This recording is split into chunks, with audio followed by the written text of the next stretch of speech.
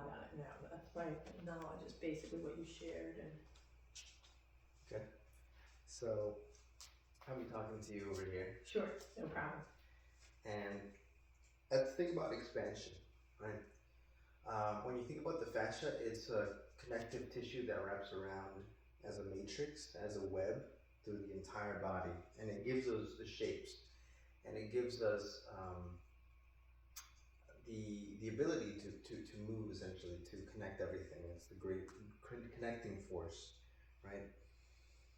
So think about expanding that system, right? Think about the expansion and then the twist of the hand. And as far as your body allows, right, that range of motion is the range of motion that the fascial lines are wrapped around like, right? So they're wrapped around in spirals around our limbs and our torso. And as you move, as you feel the end range of motion resistance, natural resistance of the body, we push against that. We invite fatigue. So think about the toroidal fashion of the spiral,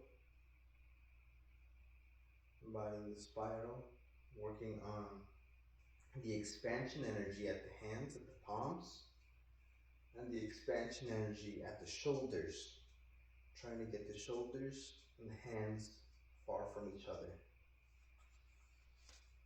If we bring that awareness, because it requires awareness for you to pull outward. It requires the awareness of the erector spinae, the chest and the shoulders. Let's bring it together. And so this, again, this dualistic force, this balanced force from left and right, right? We push beyond that force with both hands. And we breathe.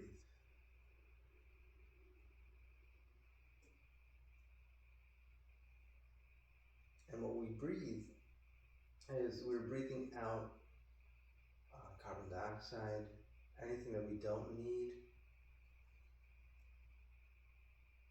We breathe in life, vitality, nutrition.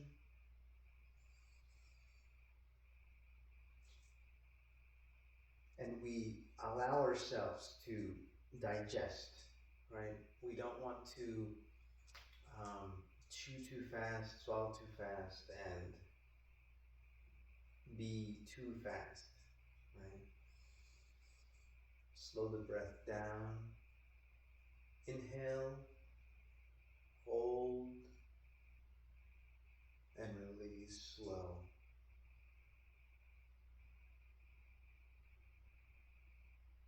And through that time, there's this awareness of the body, right?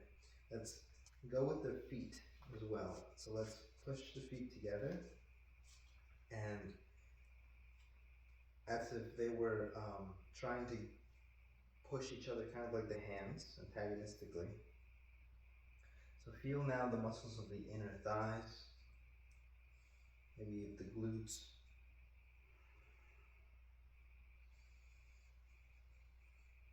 So this conjunction, right, of the breath and the blood flow and the consciousness. Think about grounding your foot, anchoring into the ground, and foot pulling outward. So you're going to feel that energy out here by the hips as you try to slide your feet away, but maintaining grounded, right? So you could come over here in your hips. You're going to feel the connection up here, maybe by your quads and your feet, right? As you think about this expansion energy, expanding.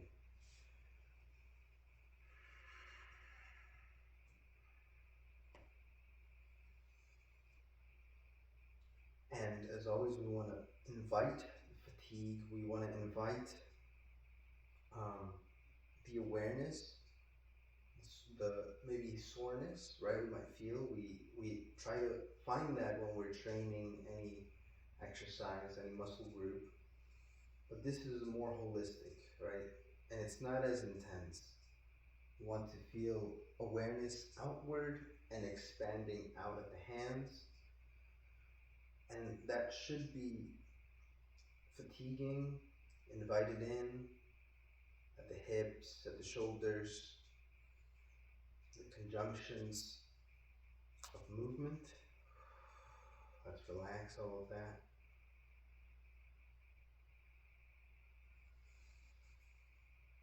Now let's think about rising. Rising the wrists and pulling the fingers down.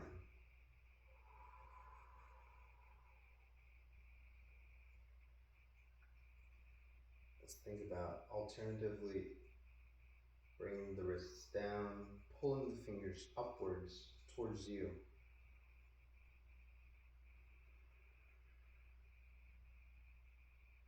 And it's a very slow, very intentful motion,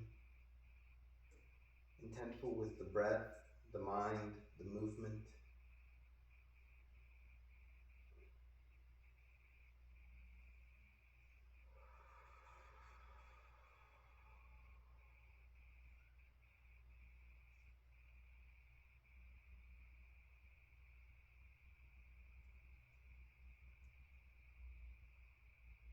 Think about the same outward.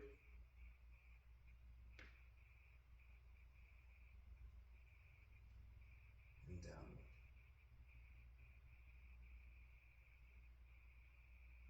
Very intentful. And you're going to see how these ranges of motion naturally fatigue the body.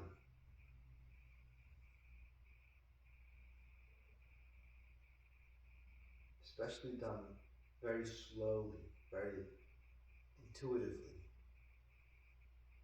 very intensely.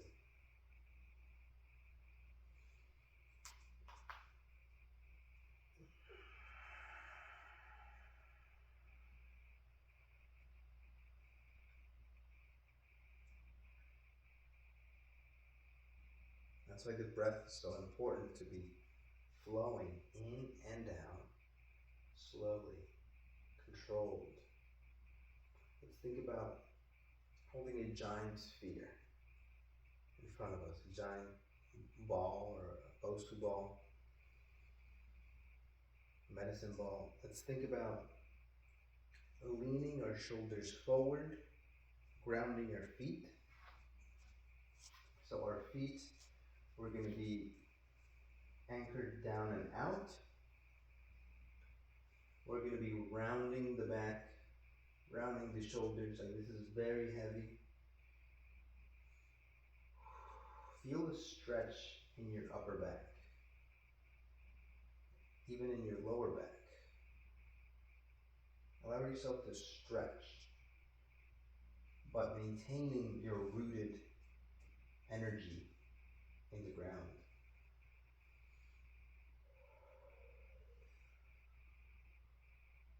Think about bringing the hips just slightly forward. So you can tell that I can bring the hips as far back as possible. So think about the hip rotation. Tilting the hip back, arching the low back, and then tilting the hips forward, contracting at the glutes and stretching at the hips. So think about that connection as you're leaning forward. And you're going to feel more balanced, because this is the anchor of your vertebrae. Let's think about coming up,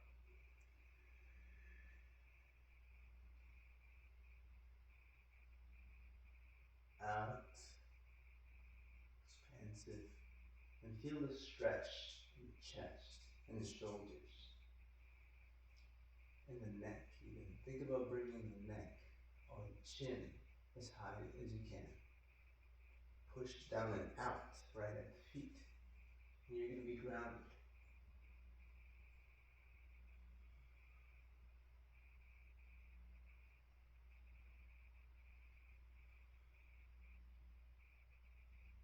Let's think about now coming forward, bending at the hips, rounding of the back, relaxing the back.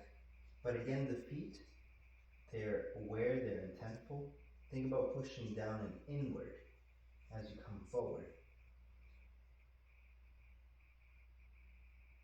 You can let the hands loose and relax. You can see my shoulders are relaxed.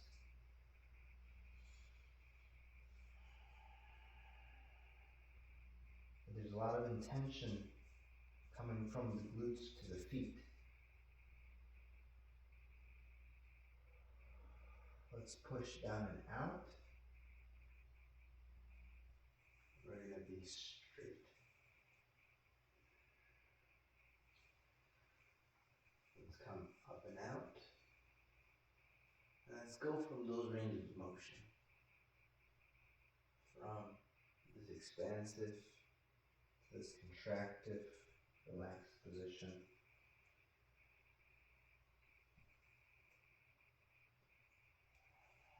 Rising in a Y.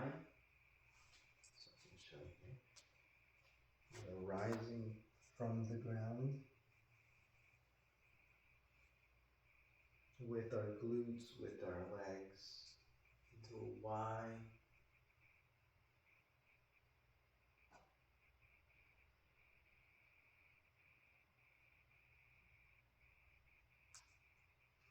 Now let's think about bringing our hips internally rotated, bringing the heels outward,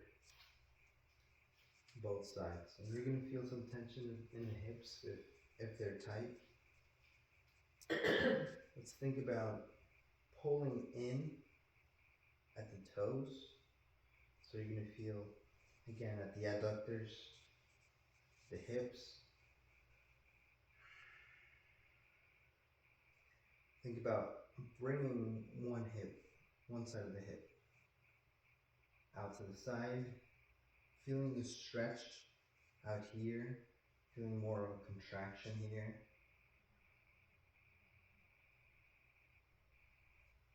This is going to help mobilize the hips. Think about as you come out, pushing out with your heels. So ground into the mat, anchor into the mat and pull outward in that sideways position. You're going to feel the entire posterior chain on that side and on this side.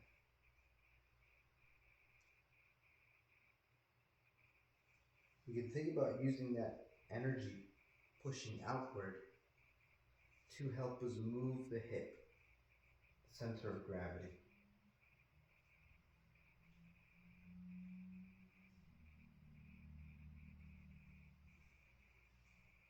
You can think about expanding out to the sides.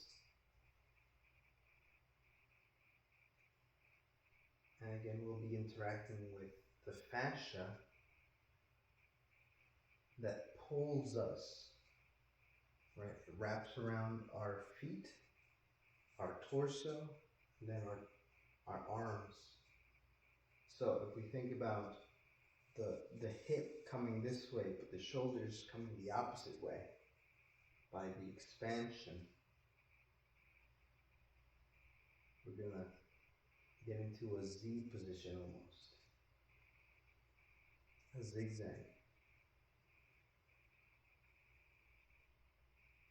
And this expansive energy is going to help balance you.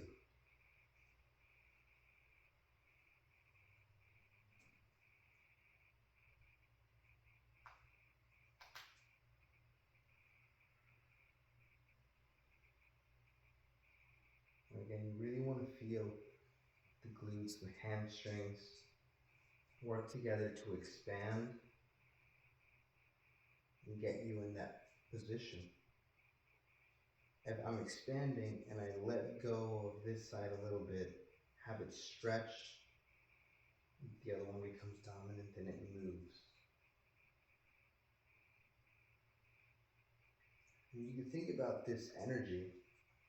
If I was not grounded in the floor or in the mat, right, or in the grass in the earth, I would lift my leg, kicking it out to the side, because of the energy that I'm providing in outward.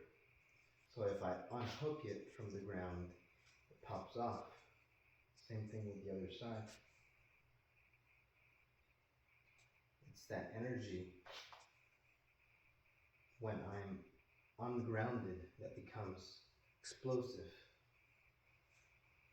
Let's pull outward, the feet, the toes. Think about the pull at the heels, right? Pulling at the heels, pulling at the hamstrings, pulling at the glutes, coming internal into our center. Think about developing the arch at the feet, pushing the big toe into the ground, the heel into the ground, developing that midfoot, and coming with the pinky toe as well, as far out as you can.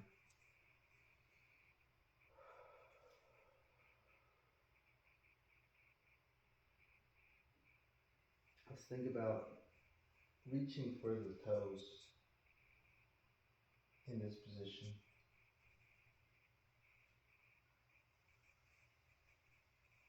You're going to feel the hips and the obliques.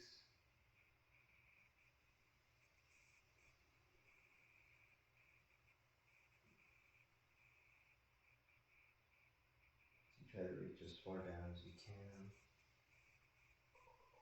Follow the natural range of motion. Side bending.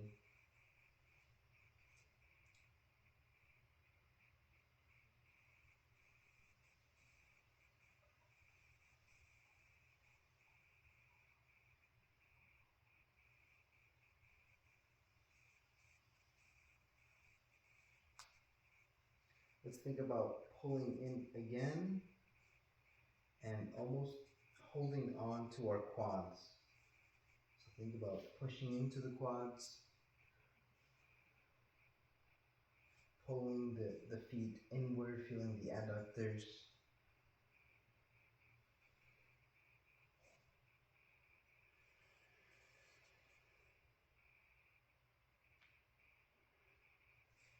Push down and out to a straight position.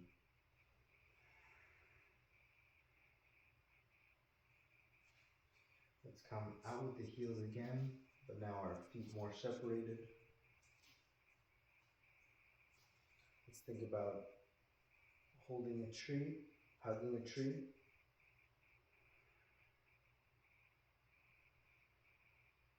So have the blade of the foot or the heel pushing down and out. And then bending to the side.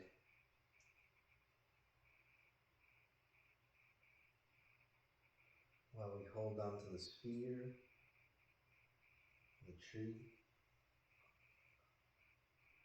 It would be difficult to do this to a tree.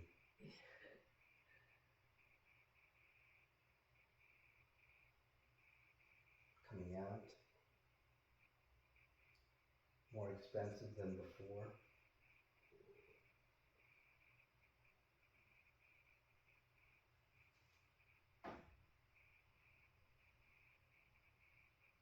Let's pull in.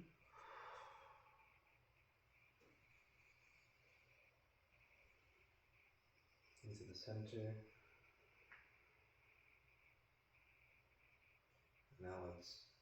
rise up.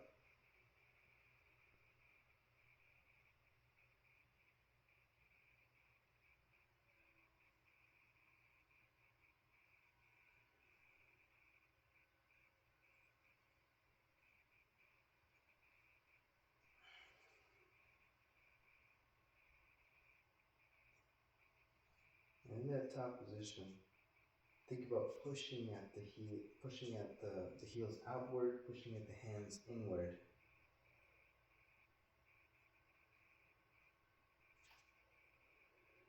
Now think about the sideward bend.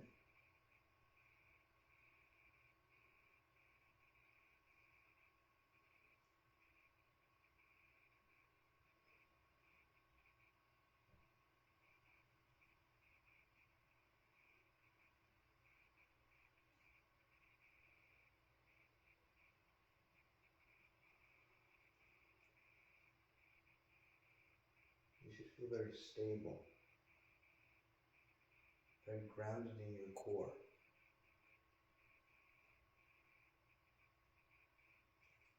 One big thing about this as well is, you know when you're breathing and you're able to hum. So,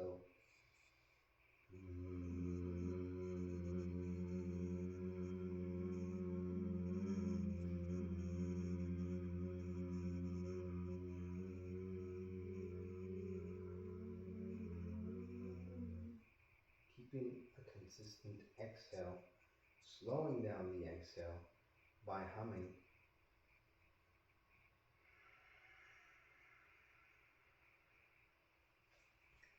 Bring the feet outward.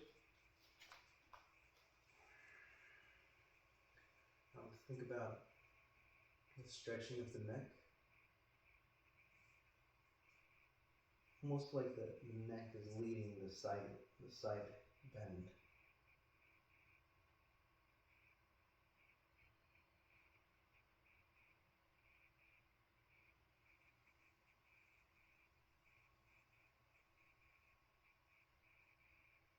Feeling that side bend at the neck, throat chakra, bringing the chin outward and into the side.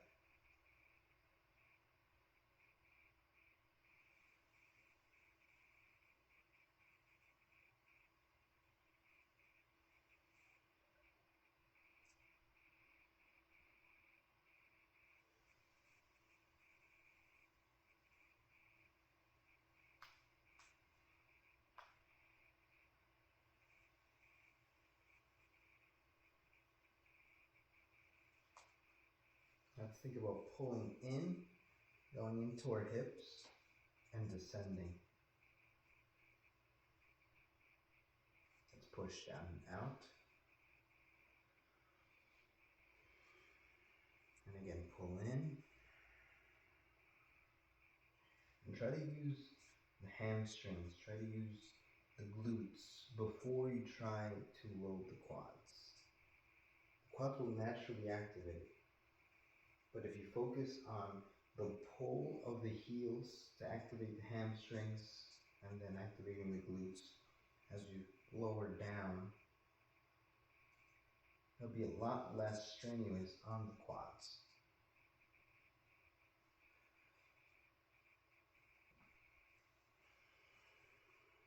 Push out, straighten out, feel the maximal glute connection. Try to keep that maximal glute connection as you pull the hamstrings towards the center.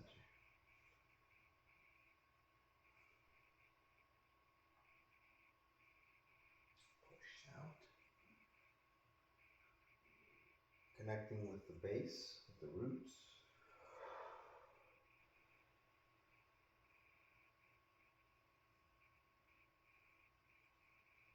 Push out. At a certain point, at a midpoint of the knees, where they get 90 degrees, let's pull in and then push out. And then we're going to feel that stability of the medial glutes You can think of pushing our quads down.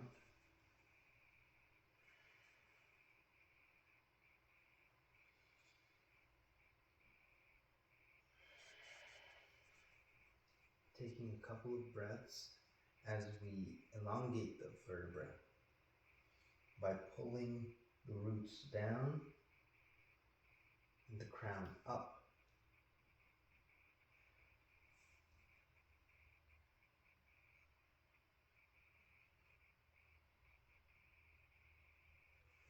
Push out.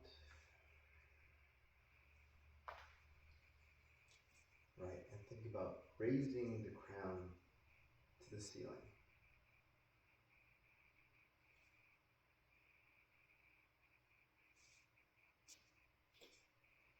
Hold the hamstrings.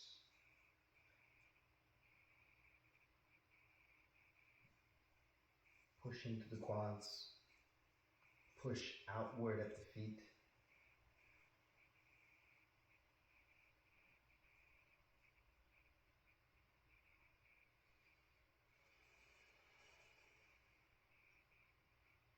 The upper hands, the upper body is also helping the quads.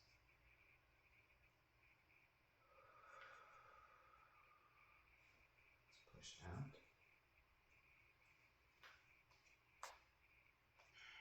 Let's go into our tibialis and bring the toes towards us. So we're working on the stability of the knee. And let's think about bringing the fingers towards us, almost like we're holding a sphere in the tips of our fingers.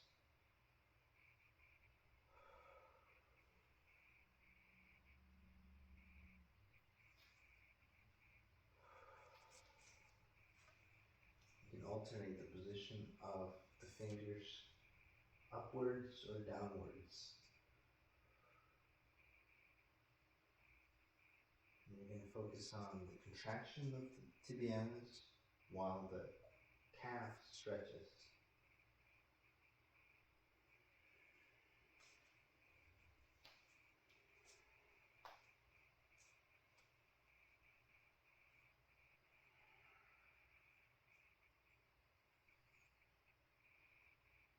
It's almost like my toes and my fingers are mirroring each other.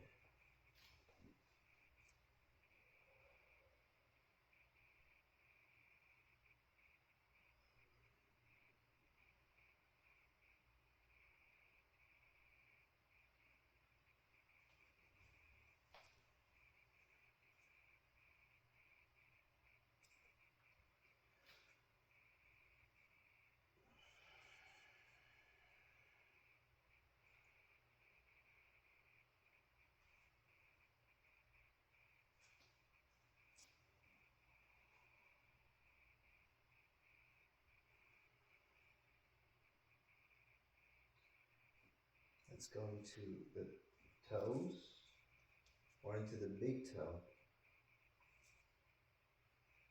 and pointing the whole leg out, unifying what I call the dragon tail or the snake tail. So feeling the fatigue at the foot and the arch.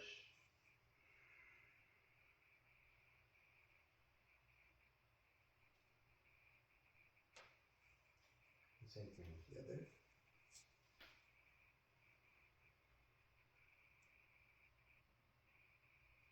You want to connect with the roots.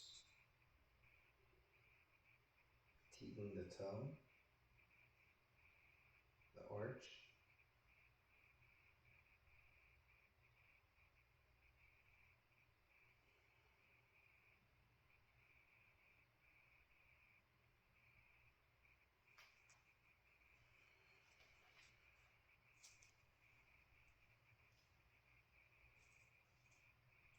Think about the connection between your feet, your quads, and your glutes.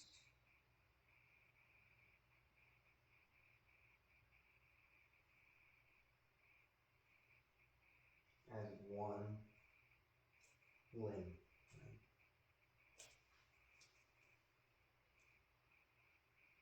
rather than sectioning things off, holistically being aware of the connectivity of the fascia, because muscles are fascia pockets.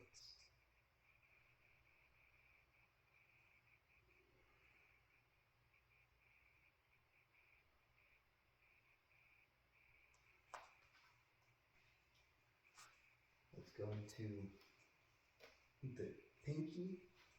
So we're going to think of grounding the pinky and then pulling out. I have a pretty good toe spread, and it's going to take a while between releasing the fascia of the feet and building the strength on the tendons up here. You essentially want to focus on that pinky strength, pinky toe strength. Think about almost like you're pushing on the pinky toe, on the blade of the foot, and then as you are anchoring it, trying to spread it out by developing the arch as well.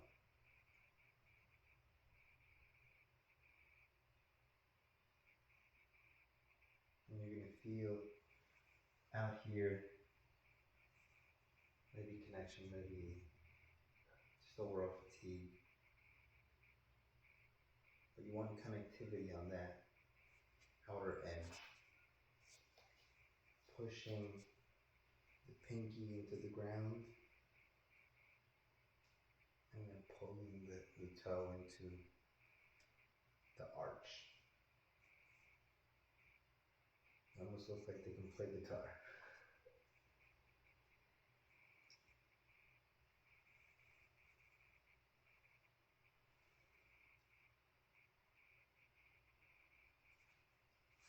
So let's give them some time. Let's give them attention.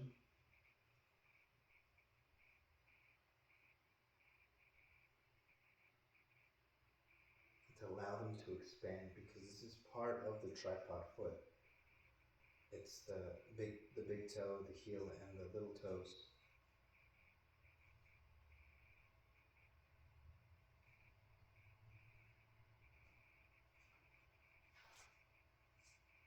Anchoring the pinky, pulling it apart, contracting the arch.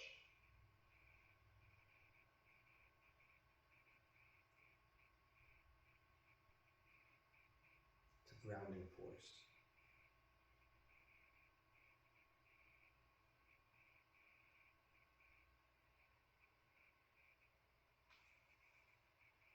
Just think about pulling the pinkies towards us. So inverting the foot inward will bring the toes and the blade of the foot upwards towards us. And essentially these are the tendons up here that connect to the smaller toes. So if you focus on this internal rotation of the foot, the plantar flexion, you're going to feel that. Now if we come out, we're going to feel that the inside of the ankle, the soleus, at the root of the soleus, the calf.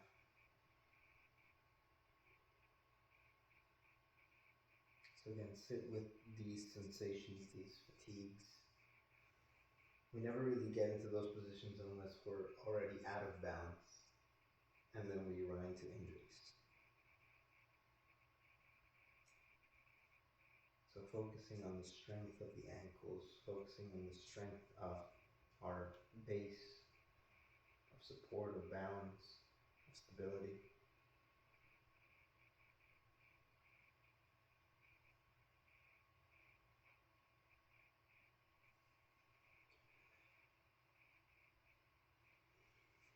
And I'm getting to that position through the muscle contraction, right? I'm not trying to push my foot out. The muscle contraction is getting me to that position. The same thing with the other foot as you come out.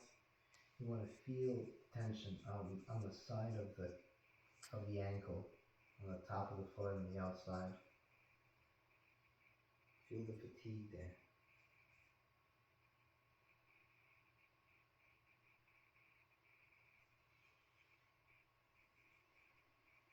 This fatigue is energy flowing in there that has not flown there, or doesn't very often.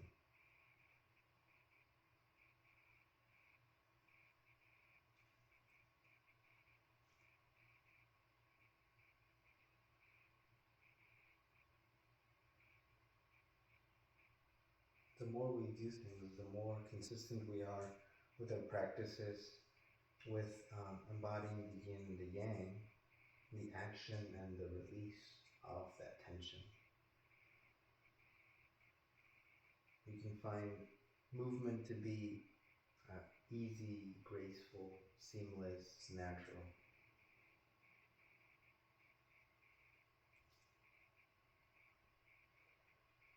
Balanced.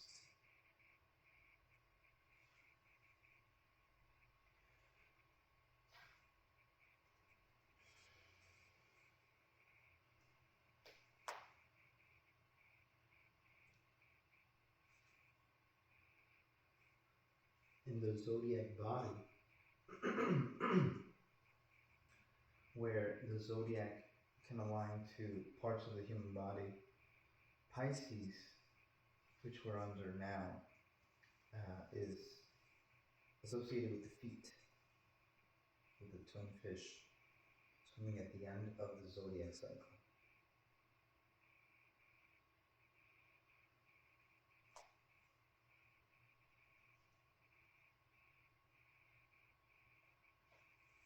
To be in tune with that, what I like to think about is the initiation of rotation that is initiated within Pisces as they swim antagonistically.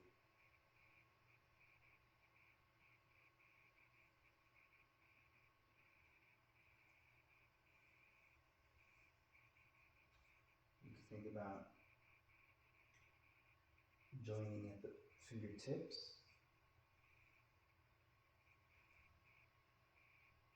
the arms are associated with Cancer, another water sign. And this makes me think of the crab arms.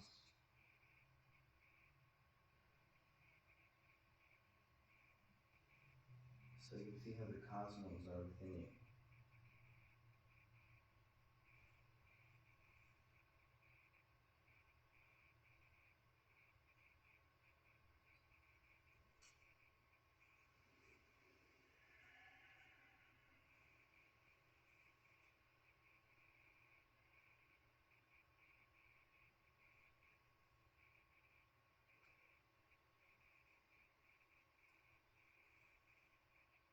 And again, the N ranges of motion.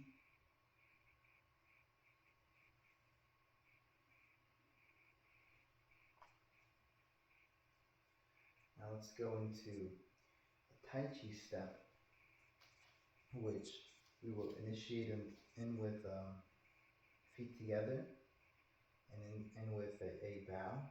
So let's think about pulling energy in. As we pull things in, we bring our hips forward, or we bring a hinge at the hips, bring our torso forward, pull out, straighten back up. And think about opening air in front of you, like you're opening a curtain. And as you do so, point the toe out to the side, feeling that connectivity of the leg. So now what you're doing is you have most of your balance, most of your weight on this pillar, but as you ground, as you root, and you do so by pulling the big toe, ground yourself so that your energy is going up to your center of gravity. And as you do so, you're pulling the hamstring on this side. As you pull the hamstring, you then bring that other foot to that center. Let's try that one more time. Let's open up with the hand, pointing out, pulling the hamstring back to center. Right? And it's the energy of the hamstring in that outer leg that is going to help to pull us as it becomes more grounded. Our energy becomes a transition, being fully grounded the entire step, as opposed to leaving the ground or being soft, right? This is essentially being soft, coming out to the side, not putting a lot of weight, not grounding the foot, like being aware. And you can do so blindfolded, you can do so with your eyes closed, coming out. You feel the groundedness, you feel the awareness of the foot. And before you step, you make sure that the ground is solid. You pull towards you to find that center again.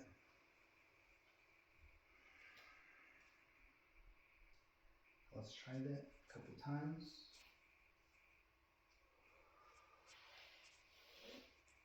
And this position out here with the hands, right? That's where the other hand will meet, essentially. So as we pull, think about both hands coming out to that midpoint.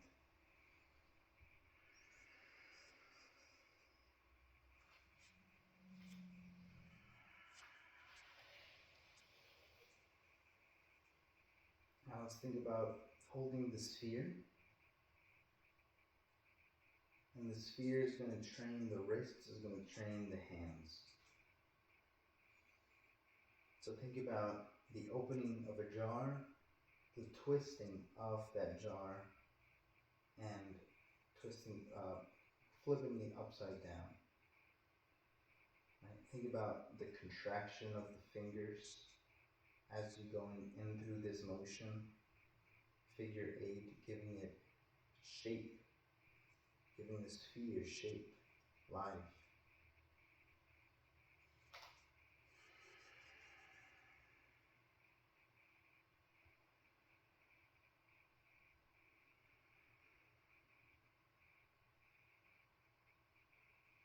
Think about twisting the side as you hold the sphere.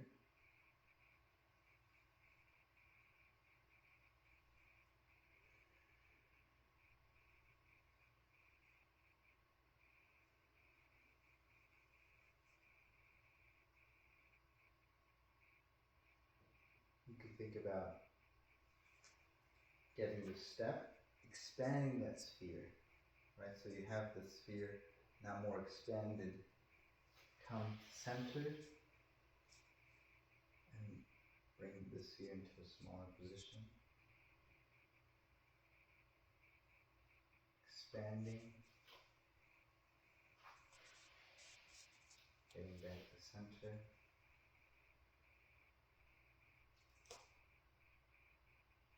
Think about an actual sphere that you would move around and twist.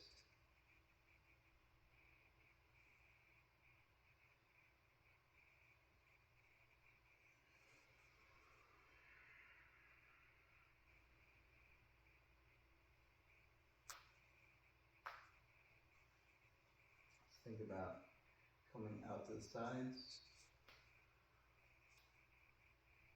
Let's think about coming out with that position, almost kicking the heel out to the side, right?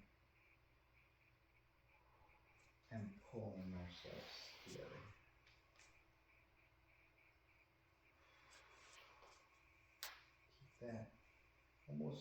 almost like a kick. You're kicking this leg out to the side, one to the other. Let's think about lifting that foot. So coming in with the hands, one hand down, one hand up principle, creating essentially a block here. So you're blocking high, mid, and low.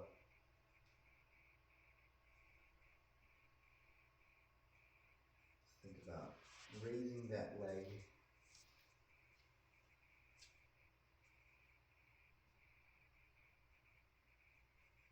in a slow position of the foot, pull out towards the center. So we have this leg, because we have this pillar, and then we have that step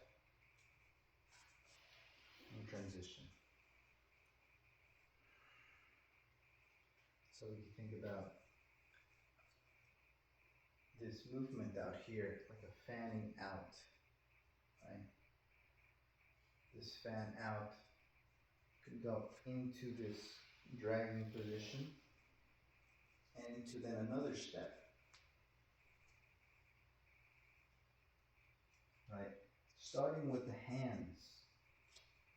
And as we come out here, let's think about coming back, right? Twisting back and feeling that position, because from this position, let's think about following that with our hand, following following our hand with that foot. Let's think about coming out to the side, in and forward, coming back and stepping back.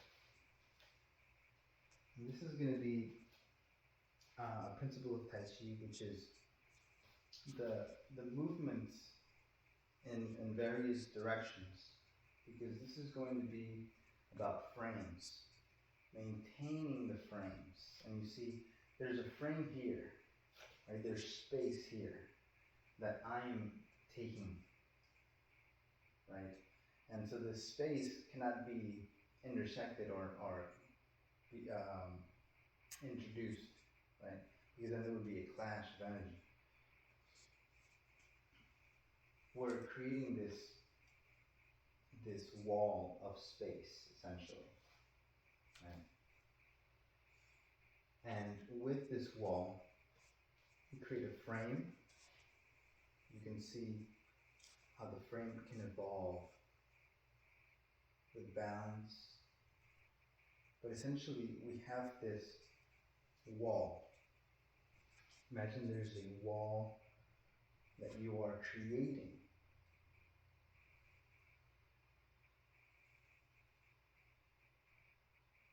Right? And this is to train essentially the ambidextrity of movement, of blocking. Because when we're blocking, we're not really blocking, we're accepting energy. Right? A strike is something that we accept and we direct elsewhere.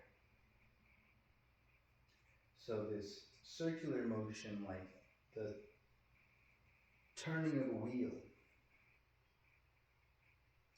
and as the wheel turns, my torso is turning.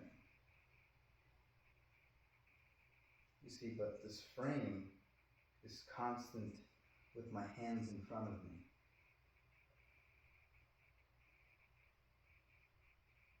Right? And so we have this frame, we have this connectivity with the feet, with the ground, with the core. And then we pull the energy, right? We pull our fascia different directions. We go to a punch, palm strike. You can go elbow strike. Right? And the elbow helps us to really stretch the lats. If you point that elbow out, up and out,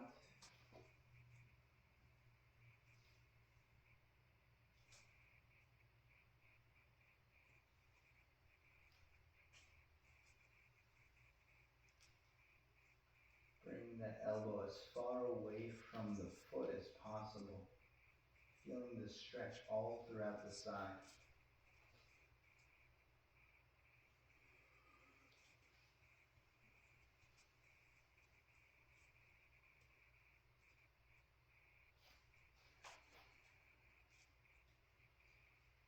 Getting back to a centered position, making sure that we are grounded, making sure that there's a frame in front of us, that there's a balance between yin and yang with the hands, meaning there's a block or area here and a block or space here taking. So flipping between those, making sure that as I switch position, I still have this block high and low on this side, and a block high and low on this side. And it could be like so, or like this, right? Because either part of the hand is trained to redirect energy. So with here, we can redirect energy with the wrist or with the palm, right? And this becomes a hook, essentially. That's why this connection of the wrist and the forearm is very foundational, not just to the wrist strength, the forearm strength, and the grip strength, but when parrying strikes, you can make this into a hold rather than just a parry. So you can think about this concept of the hook, hooking your hand, your wrist, without actually grabbing someone. You hook the wrist, and then think about this other hand pulling out. The more it pulls out, the more there's that tension, that struggle. Right? You can think about the other side as well. So it's this pull downward, focusing on the strength of the forearm that hooks and prevents that arm from coming out, right? Properly hooking it. This is a part of martial arts called sticky fingers, because when you make contact, you want to grab hold of the opponent, to maybe control, to get in close, to neutralize. So think about the strength of the forearm, the strength of the hands, of the wrists pulling towards you, and then downwards, that fatigue of the forearm